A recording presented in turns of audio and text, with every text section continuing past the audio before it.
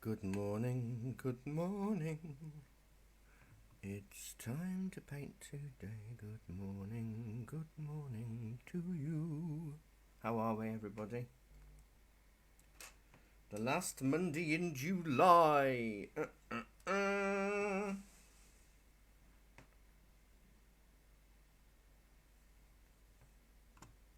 do some clicking about.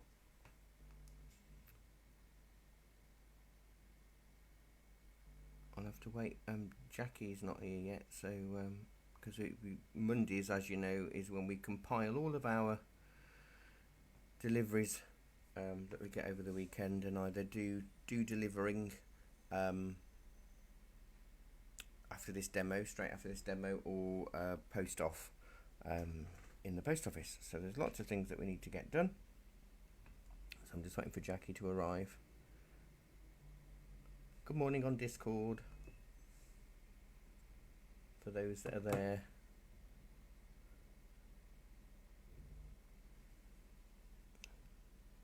Six of you already, that's lovely.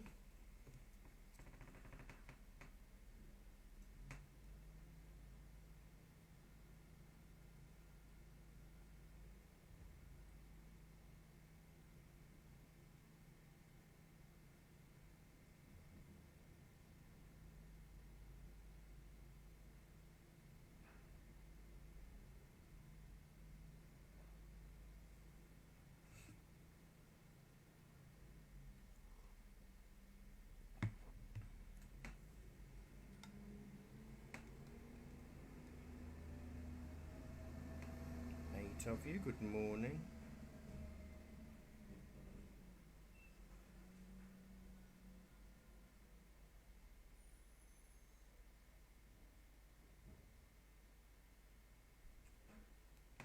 Good morning, Sarah. Good morning, Nick.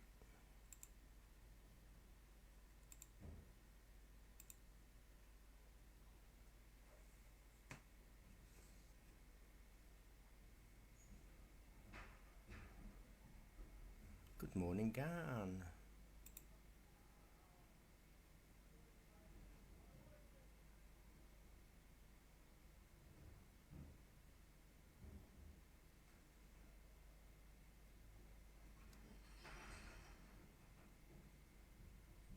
Oh, why? What's the matter? Oh, yes, you did.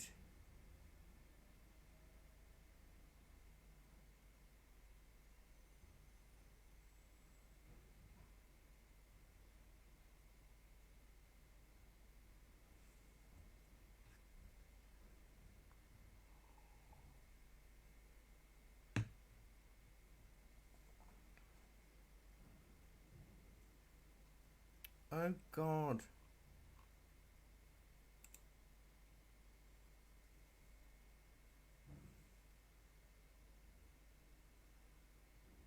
Yeah.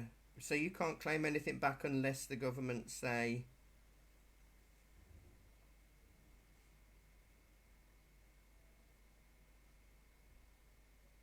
Oh, good grief.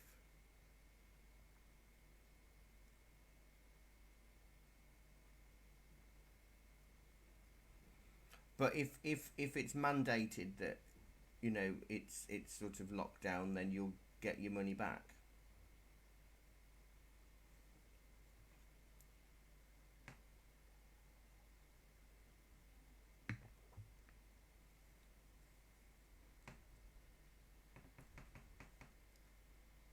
But as it stands, you're allowed to go, but you have to have 2 weeks quarantine afterwards. Is that right?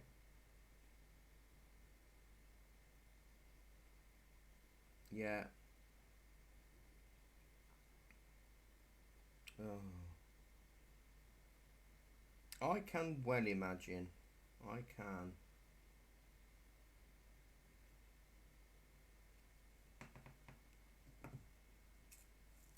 No. Oh. I don't know. It depends really. You can try.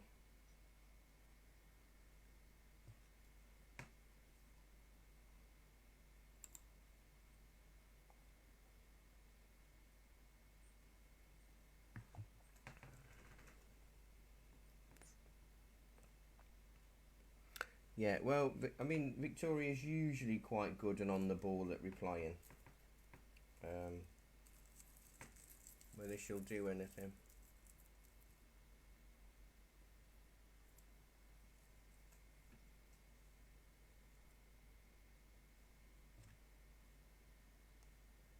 Hmm.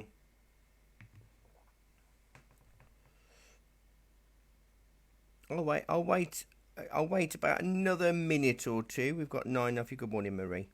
We've got 9 of you here, and don't forget this is a demo that a lot of you try to keep up with me in, which is quite fun, I'm sure, or quite stressful. But don't forget, you can just watch the demo. We try to mimic as it would be at Great Borton Art Group. We can't meet at Great Borton Art Group at the moment, obviously, but I try to mimic what we do there, which is a 45-minute demo, and then you can paint afterwards. But obviously, quite a few people enjoy painting along, and it's quite good to try and keep up, I think, at times, to try and speed yourself up a little bit, especially with watercolour, because we're going to be sloshing it on and all manner of things.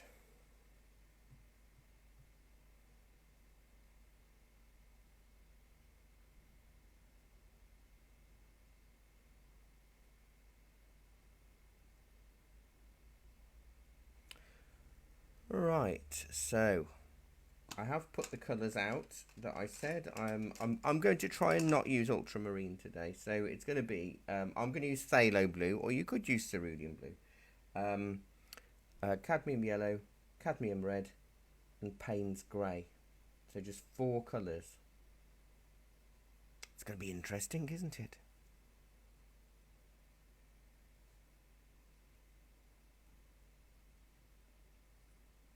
And my usual 3 brushes.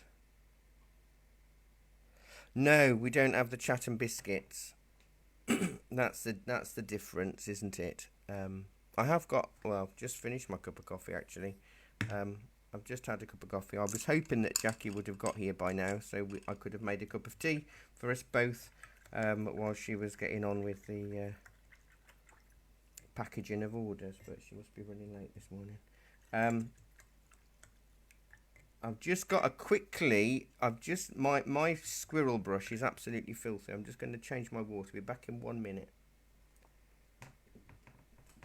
It's from doing the hair on Saturday.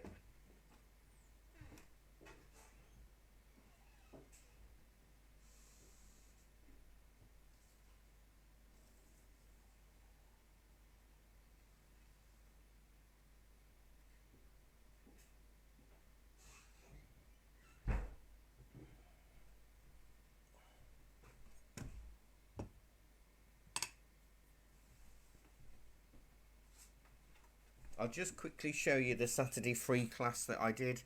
This is it. It's had over 800 views since Saturday, which is amazing, and some loads of people joining in. It was quite fun. It was a fun session.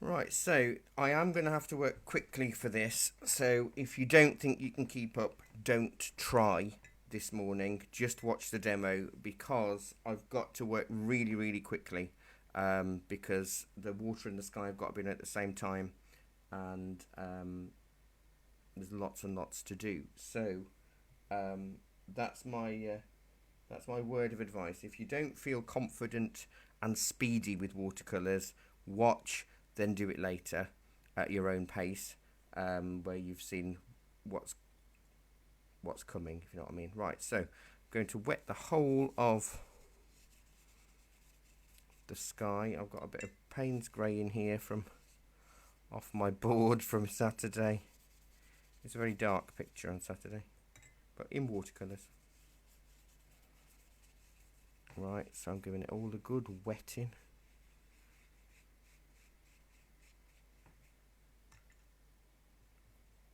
Then I'm going to go with cadmium yellow everywhere, apart from where the actual sun is, but I will lift some of it out, but I want it to be as light as I can around where that sun is. So we've got darks and lights, and then I'm lightly moving this up so it fades away. It's gone a bit dirty because of the grey that's on my brush, because it's decided not to clean, and I've got it on the paper.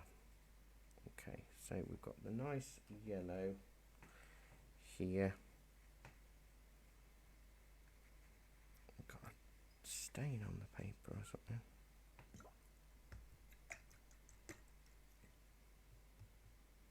And then I'm going in with my phthalo blue, which I'm hoping isn't green.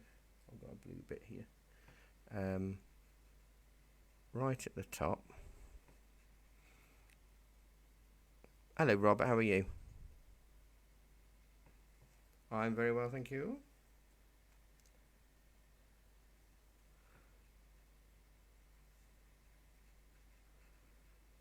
Okay, you can see my fingerprints on here. No, I don't. What I'm trying not to do is get green clouds. So that's quite fun. I can fudge that bit because there are trees going there.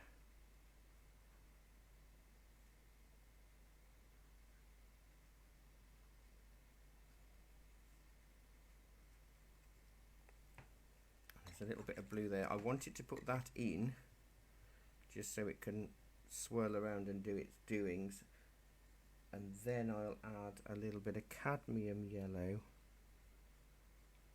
down here. Cadmium red. I do know the difference, honestly, between red and yellow. I'll be fine once I wake up, I'm sure.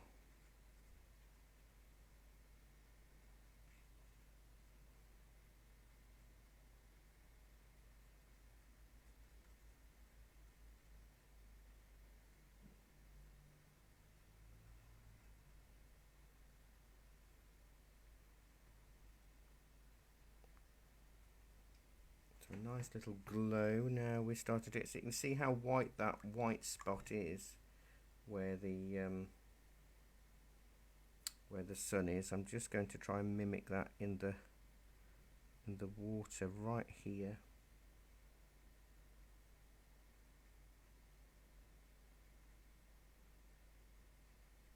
Because as usual, it's all about laying in the colours first, but we've just got to do a little bit more work than normal to get the softness of the cloud. So if I make a purple grey from cerulean or phthalo blue and cadmium red,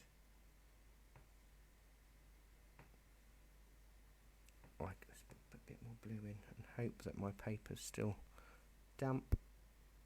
Oh yeah. Now what I like about the mixture of cadmium red and whichever, cerulean or phthalo, is that they granulate, which means that as they dry they pull apart from each other, and it gets really nice mottled effects. Now of course this is a reference photo, so I'm not going to be beating myself up if it's not exactly as the photograph looks, because I'm not like that. It's It's always a guide.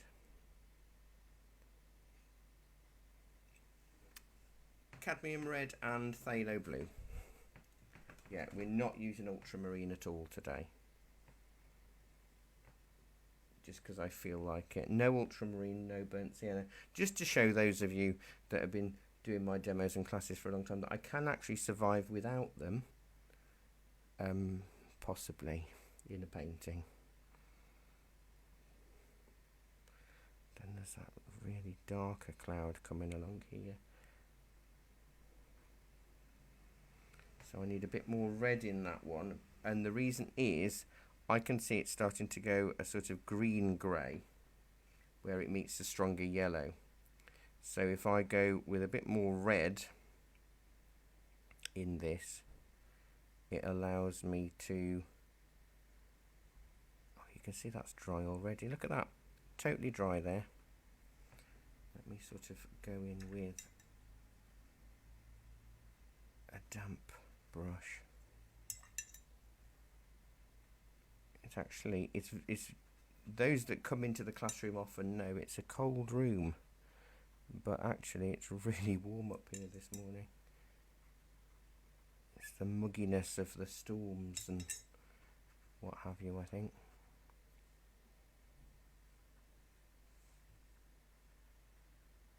Yeah, it's amazing how quickly it's dried, and annoying, to be honest, but you know. Yeah, I know. I was hoping that it wouldn't be as ferocious, but it is. But we can overcome it, and it's a good lesson actually, for you to see how you can overcome dry watercolour paper. So what I'm doing is I'm just using a clean damp brush to soften some of the edges in. Now you could quite easily get cauliflowers at this point, but you know, I'm going to add a little bit of yellow here. This is the number 4 round.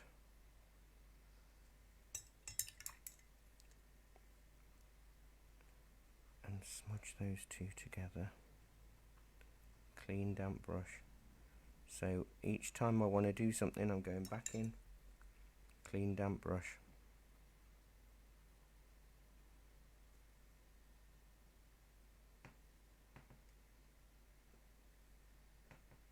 It's quite a tricky balance today because you want enough paint on your brush for it to move and do its doings, but equally you don't want it too runny in places because that's when cauliflowers will occur, but if you don't have it wet enough then it won't spread, and that is why in a lot of warmer climates they don't do watercolour painting.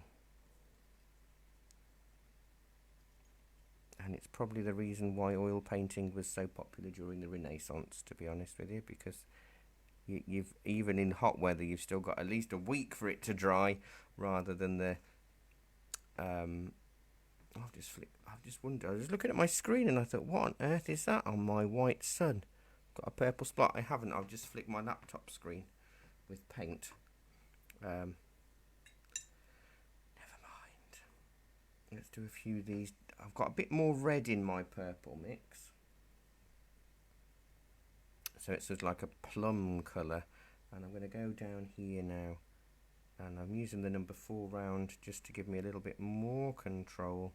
So I'll do a line like that, then clean the brush, soften the top, soften the bottom.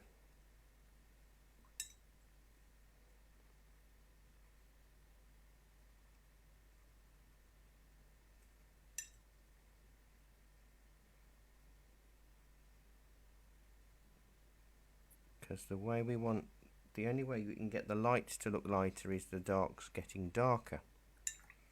So by wetting the brush, it means we can soften edges, but the aim is to build up, but not go too dark, because the Payne's grey has to come into play as well. So it is a massive balance. It's all a juggle with watercolours, which is really what makes it the most difficult medium. But I think also the challenge of it makes it one of the most popular mediums. Because when you get it, you get it. Because there's sort of, I don't know, how many techniques is there? 14, 16 watercolour techniques in total. How weird, the bottom of my page is still soaking wet and I haven't put any paint on that, and that's just the water. It's I can feel it's going to be one of those days today.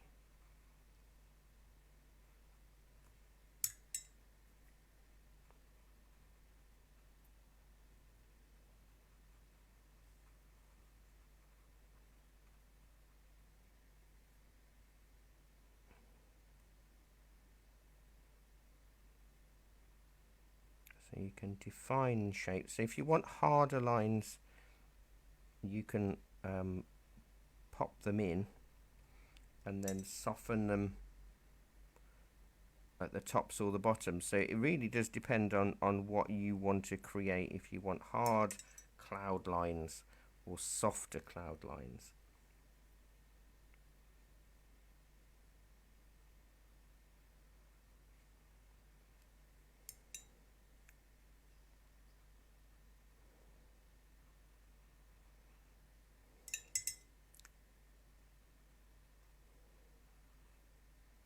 And they always get a little bit smaller towards the horizon line, because that helps get a little bit of distance and depth when you've got a large expanse of sky like this. You want to create as much layering as you can.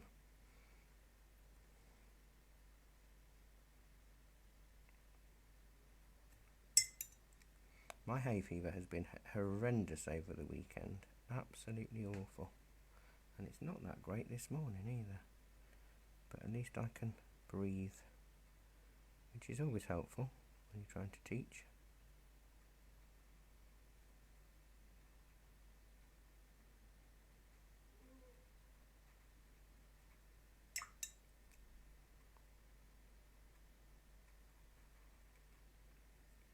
You can see I'm building up the colour. However, I have got a lot of paint still on my squirrel that I haven't used yet. So I will use a bit of that. And my clouds are too uniform. I need one that comes across here. So now this sky is totally dry. Totally dry. But because I know the trees are going to come in at some point, what I'm going to do is just soften the edges with a clean damp brush, so it won't give me the same sort of fuzz or shooting feel or look that the other clouds have got, but it should hopefully soften and move. Now I've got an issue where that's going to be a massive cauliflower, where I've just added the extra cloud on top of an almost dry cloud that isn't quite dry, so I'm going to have to move some paint along it. You can see the red's coming out in this, and get the hairdryer on it super quick, and then soften edges just to stop the bleed and the run.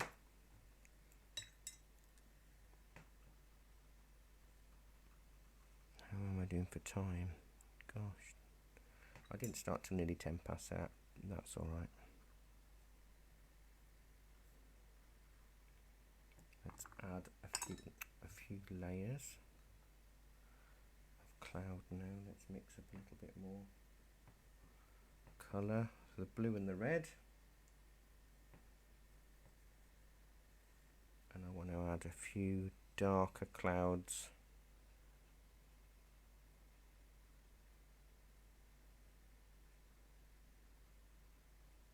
across the top.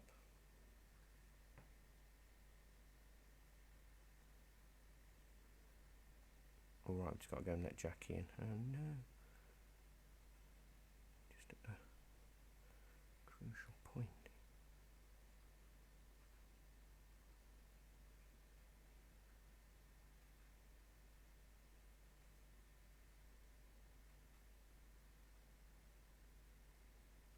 I'm still using my squirrel.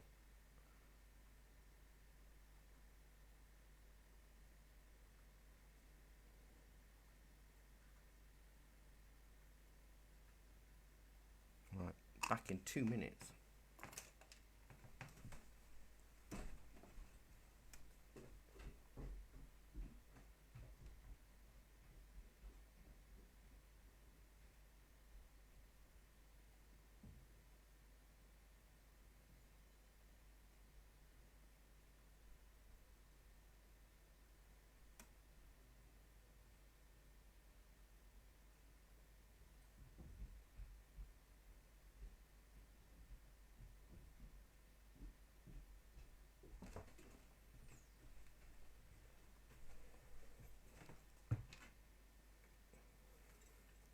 So yeah, it's all about building up tone, layer and colour. But what you don't want to do is make it so dark that the Payne's grey hasn't got anything to stand away from. So I'm just doing a few little bits, trying to make my clouds look like clouds rather than all exactly the same height and shape, which is so difficult. So little wiggles or little rolls.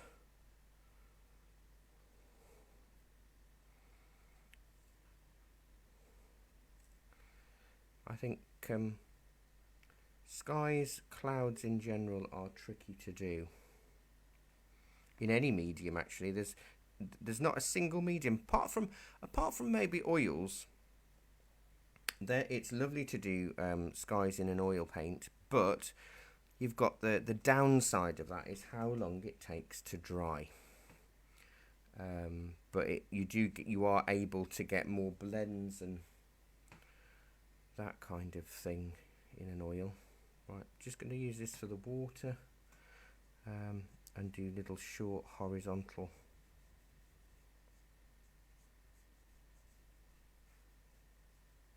lines.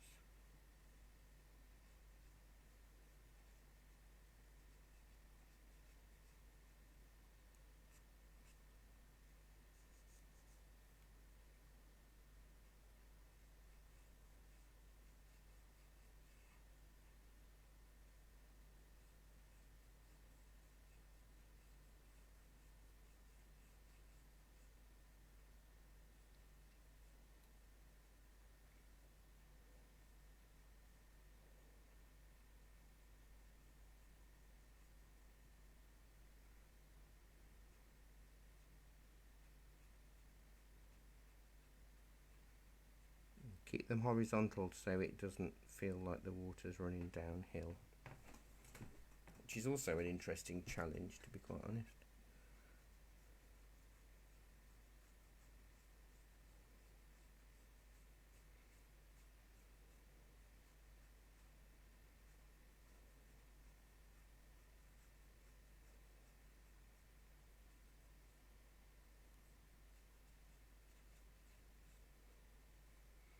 Now I'll do some really thin, softer purple lines with my number 1 round.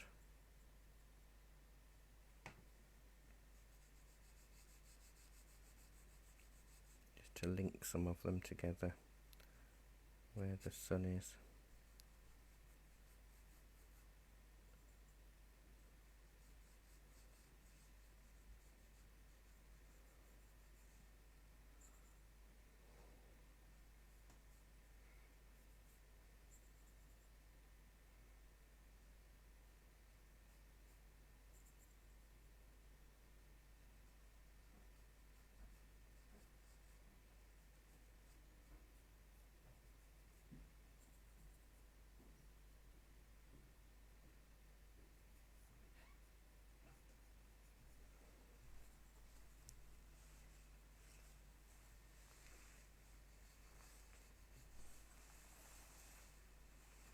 Still wet. Look at that. That bit down the bottom is still wet, and there's no colour gone on there or anything.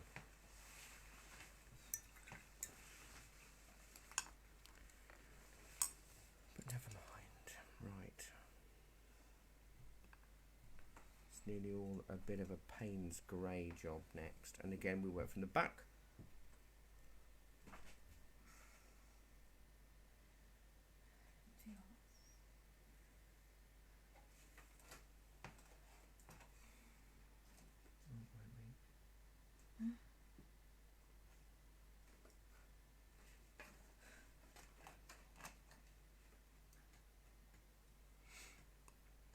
Back, forward, ground, up. So I'm going to work with a bit of Payne's grey on that background. Now I'm probably not going to do hardly any detail with it because I don't want it to be too dark. So that stripe that I've just painted, I'm going to keep and not add any more colour to. So it's dark, but not going to be as dark as the foreground. I might have to add a little bit more Payne's grey, but I don't really want to add too much, because otherwise then everything's going to have to get, or attempt to get subsequently darker and darker and darker, and it won't work.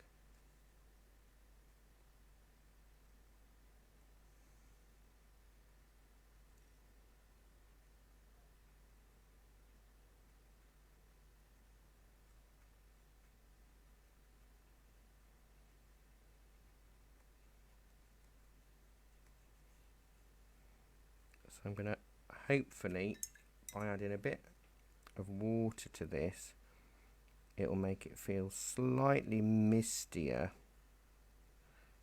around the left hand side, so the this next layer can stand forward a little bit without much differentiation in colour. I'm using a thinner brush now just to do the idea that these are fir trees or spruce or whatever they are. Use the point of your brush. I could have done this with my number 4 round, but my I'm still using my older one that is pointless.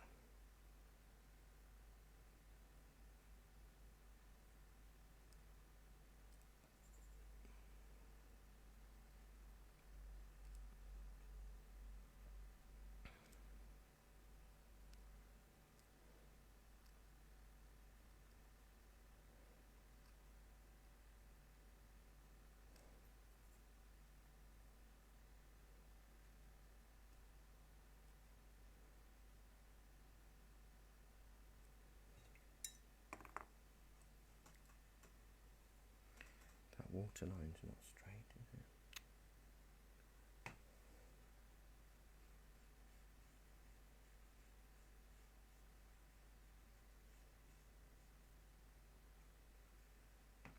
Like that. Let that dry for a sec. So what the aim will be is that I want where the light is, the sun bit, to be the brightest area, and maybe the bit in the water. So hopefully once this is all covered in darkness and the trees are up, it will make the sky glow more. It's always difficult at a point to know whether your sky is bright enough, because it won't actually glow until the darks are in. So I might add more yellows to the sky once I've done the lower parts in the darks.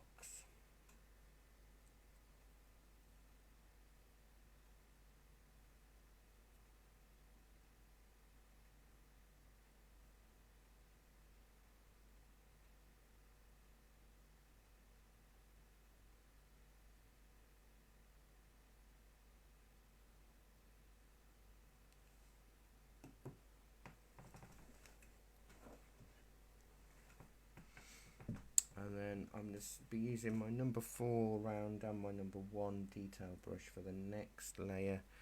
I'm going to make this quite dark along the waterline.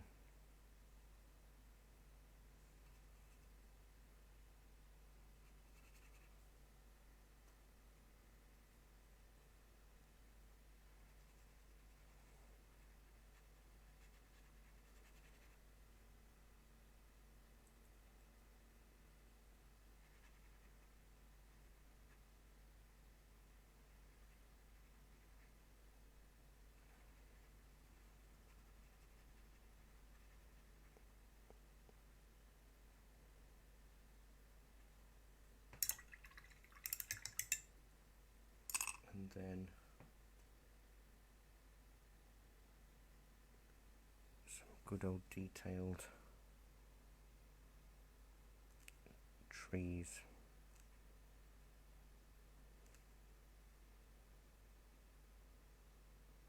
You're going to do the trunks first, and that will give me a better indication of where to put them all.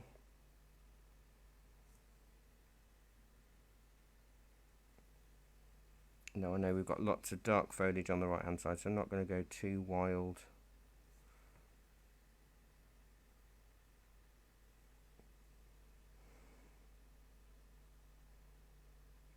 Change the heights.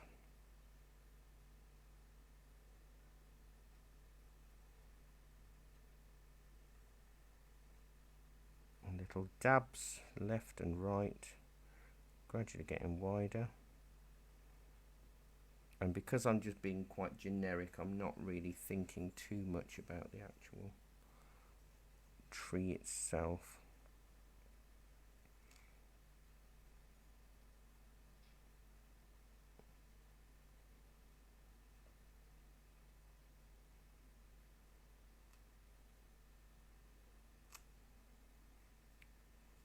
And I'm really trying my hardest to make each tree feel individual.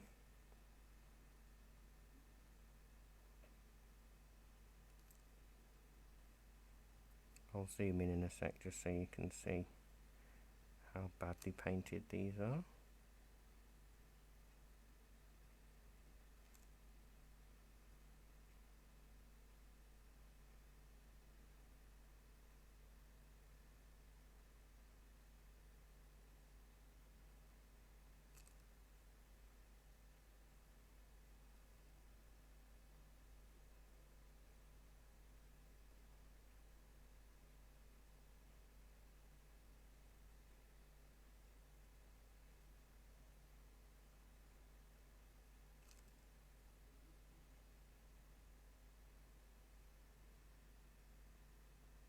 And leave a bit of trunk showing through every now and again. But you can see that extra misty bit that we put in where we added a bit more water to the Payne's grey behind. Makes it a little bit foggier and hopefully allows these next layers of trees to stand out a little bit more.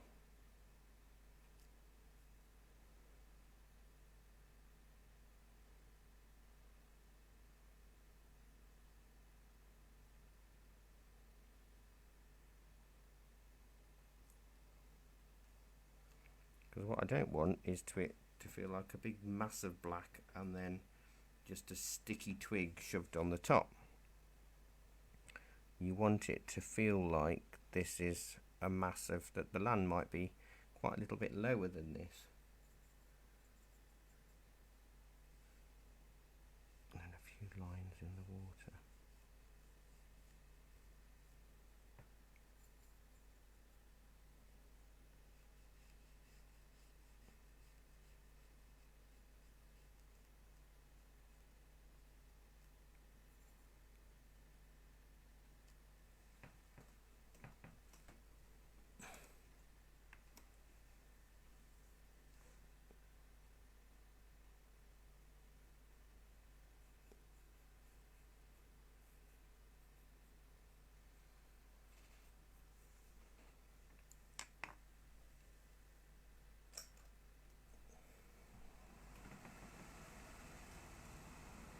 Okay, so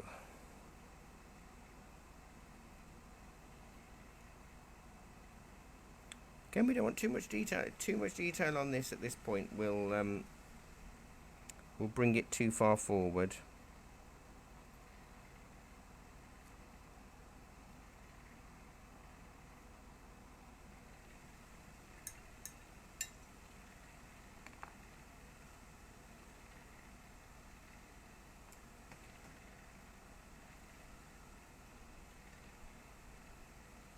And then let me fill in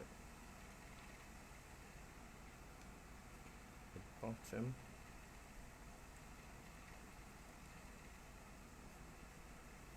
You can see where my oily hands have been leaning on this. I'm having to work a little bit harder to get the colour on. Now, if I want to replicate the photograph, I'm going to add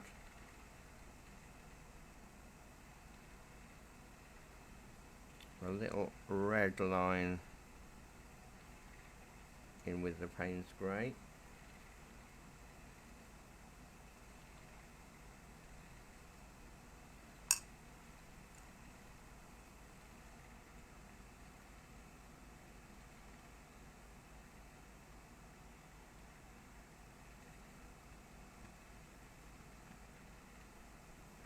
Use my brush and stab it so I can get a few grassy lines.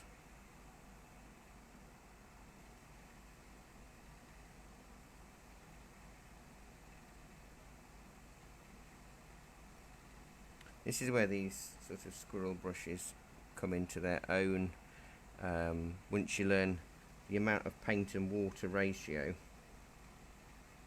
you can really do such a lot with them.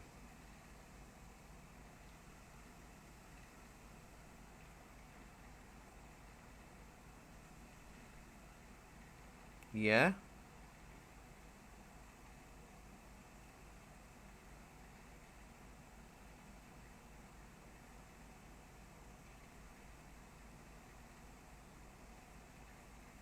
Oh yeah, that's a good one.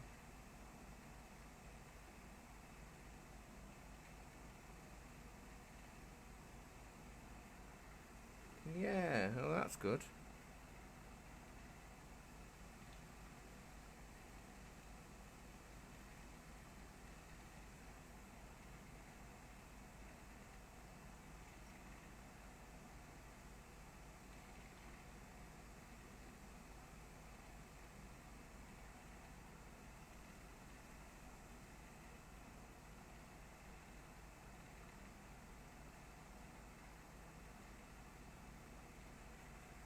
I'm just using a little bit of a grass flicky technique just to darken and give a bit of texture to that foreground area. Now what I ought to do is do that right hand side, no sorry, the left hand side, because I'm going to end up leaning on it all if I'm not careful.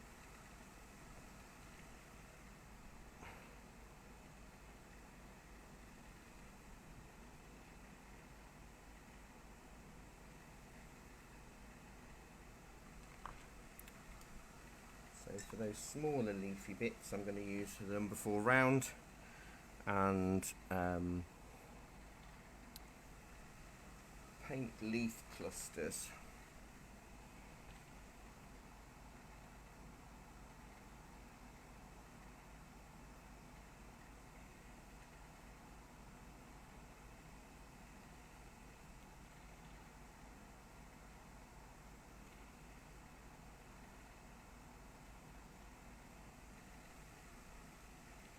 And what this does is it helps give you different tree types, because we know we've got the fir trees on the other side.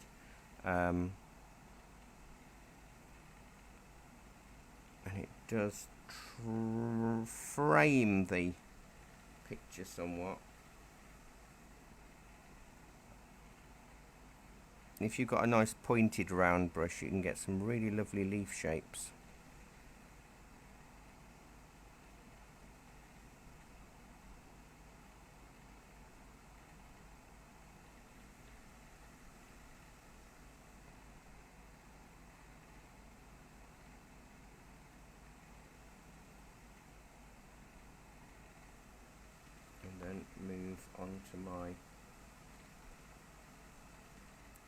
squirrel just to do a few little thinner leaves. I want to fill that area in nice and dark. Again, the tricky bit is to stop this from looking like an outline or a border and looking like it's attached to a tree that's off the picture.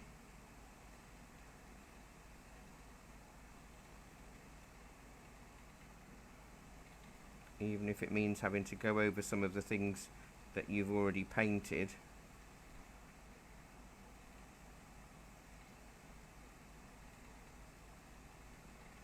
To give it that feel.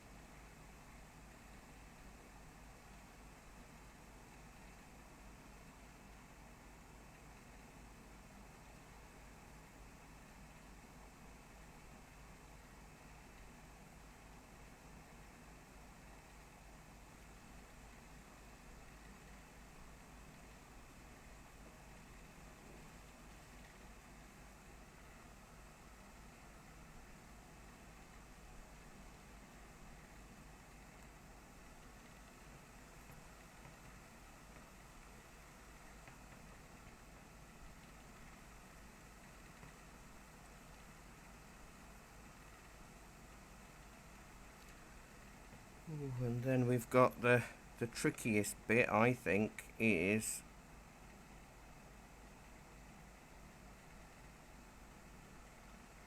the tree trunks.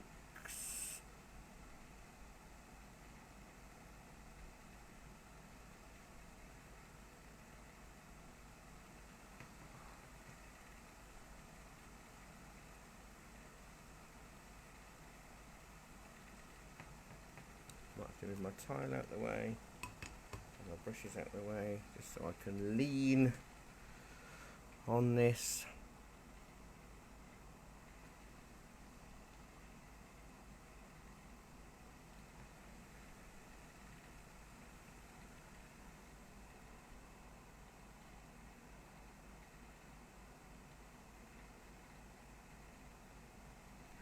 Make sure the trunk is thicker at the base.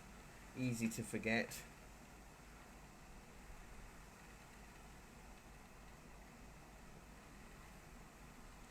And we've got some branches that are leaning downwards.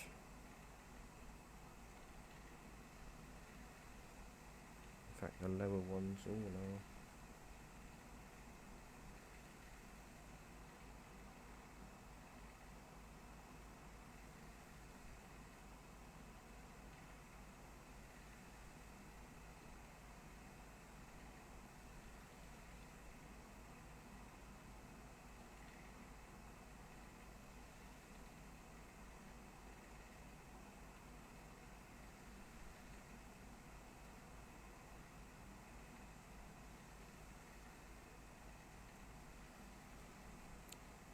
And these are sort of little, not quite crisscrosses, curving upwards.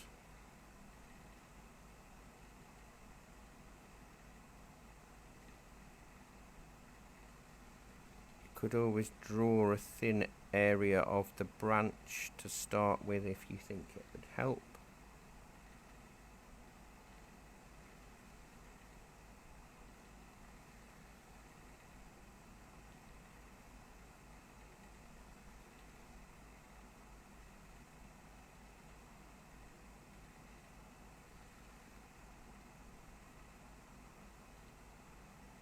It's remembering that all of these leaves and things and branches aren't all on exactly the same side of the tree. Some may be forward, some may be backwards to the side.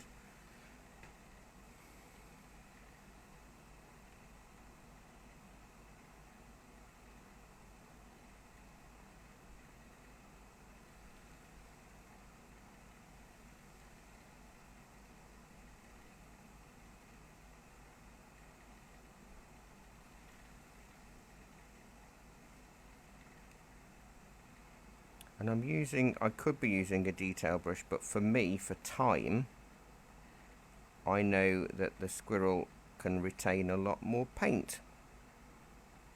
So I'm using the squirrel just because it can fill in a lot quicker.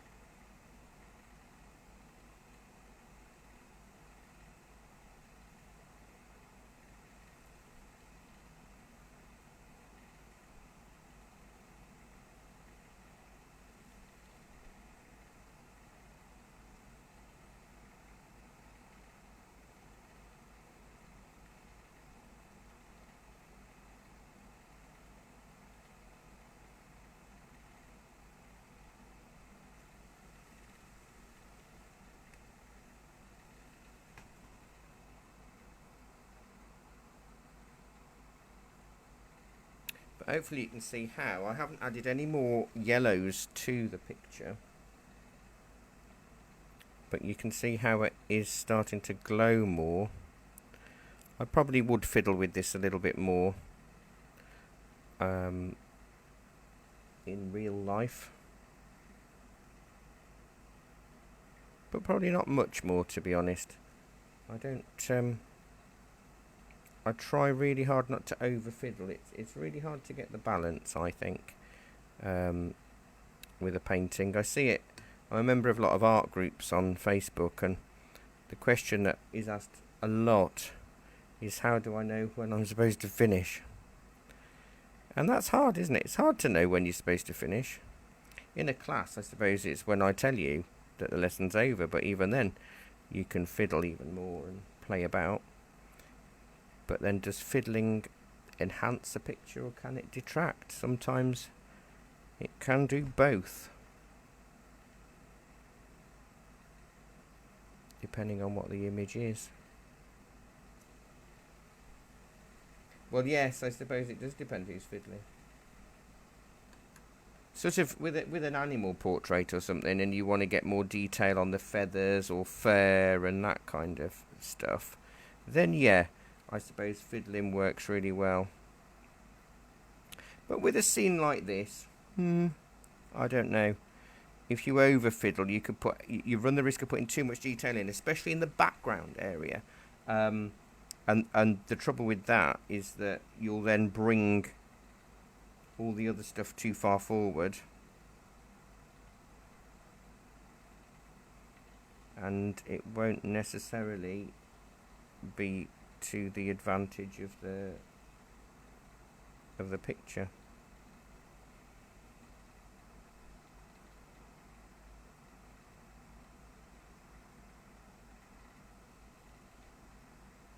And there's another tree on this side, so that will cover a few more bits.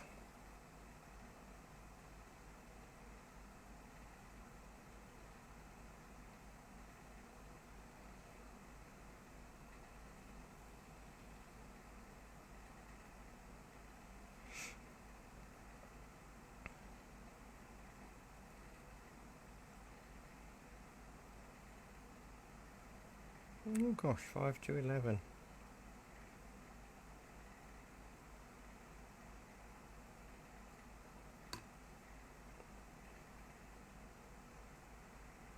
So I am just coming up to my 45-minute bit, so that's not bad timing.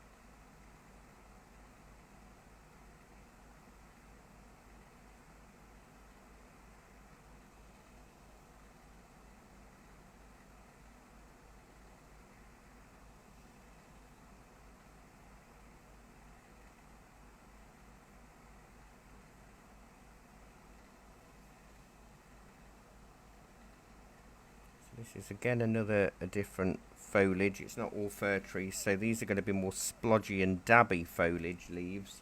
I should be using the round brush for it, but for speed I'll just use the squirrel and stab and dot.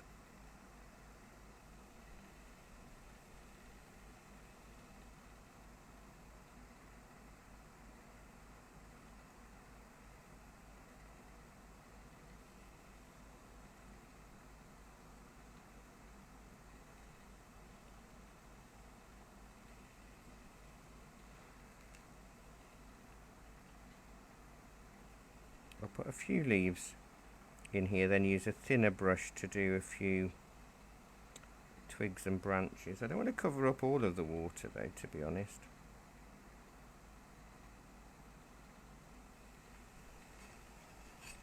It very easily can happen. Just squeezing the squirrel to give me the paint there to save me having to work up some more.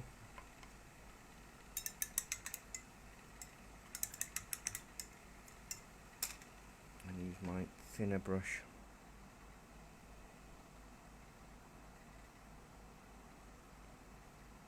Used a pen.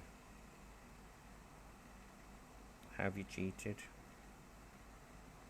What, to get it nice and dark?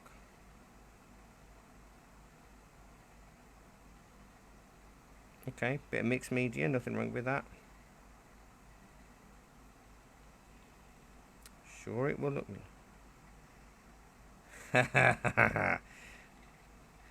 Nick, you see, you know what you're going to do. If you do manage to keep up with me, that just means I'll have to go faster next time. That's how it works. That's how I do this.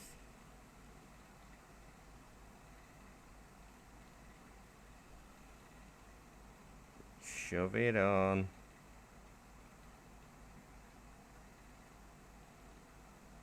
Looking nice though, isn't it? Oh, I've got a wonky camera. Hang on, let me get on there. Let's get it the right way round. There we go. But it's amazing how light the sky looks and how it's a bit more glowy.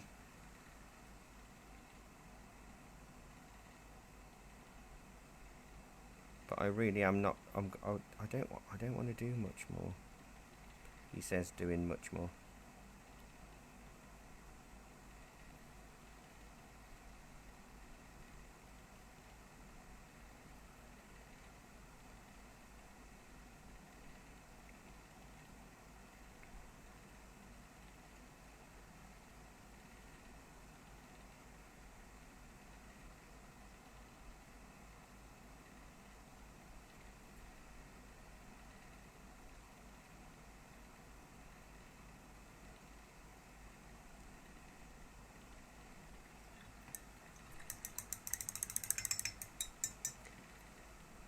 Do I need to add any more yellow?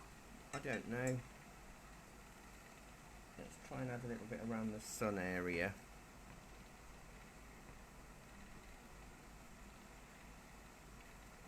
To see if it'll give it a bit more of a glow. But if I'm not careful, it won't be a hazy sun. It'll end up being an actual sun shape, which I don't really want.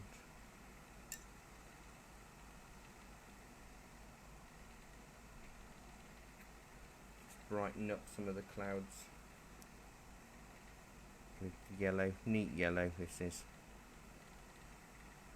just to help get that light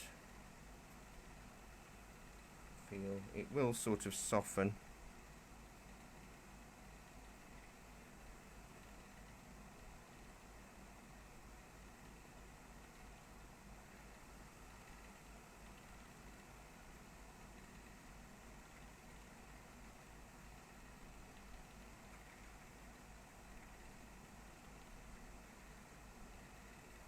Could always add a bit of white gouache or something in terms of clouds and things, if you wanted to brighten it up a little bit. But I don't want to do too much. I just want to give it that glow. because time is gone.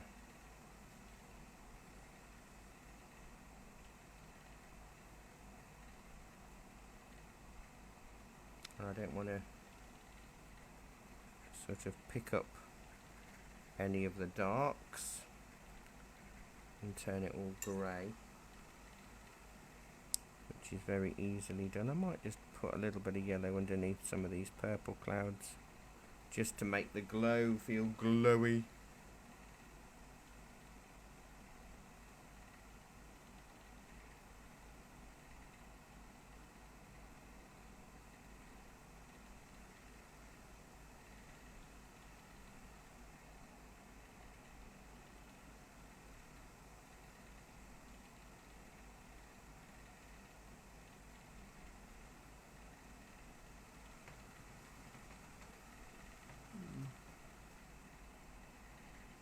Need to tint that cloud up there because that's white and I don't want that to look like the sun.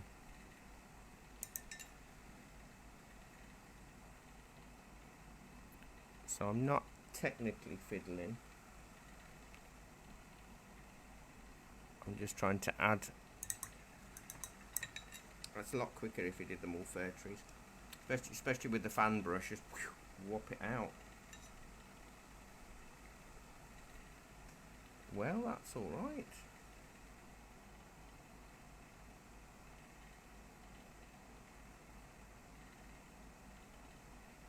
I don't think I'm going to do any more to that, but hopefully you can see how it's glowed and how adding the extra bits of yellow, which I could soften in a few places to extend.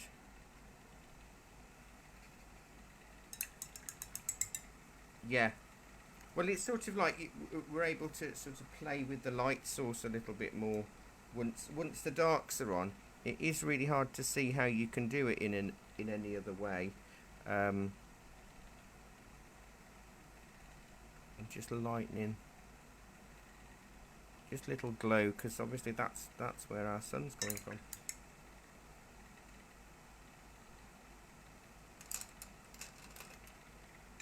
And I could go with a little bit of cadmium red just on some of the areas of the Payne's grey. Yeah, see you later, Nick. Thank you. Nick's already finished and put it on the I know. gallery. He's had a race to beat me today. Yeah. I think it's won. That's good.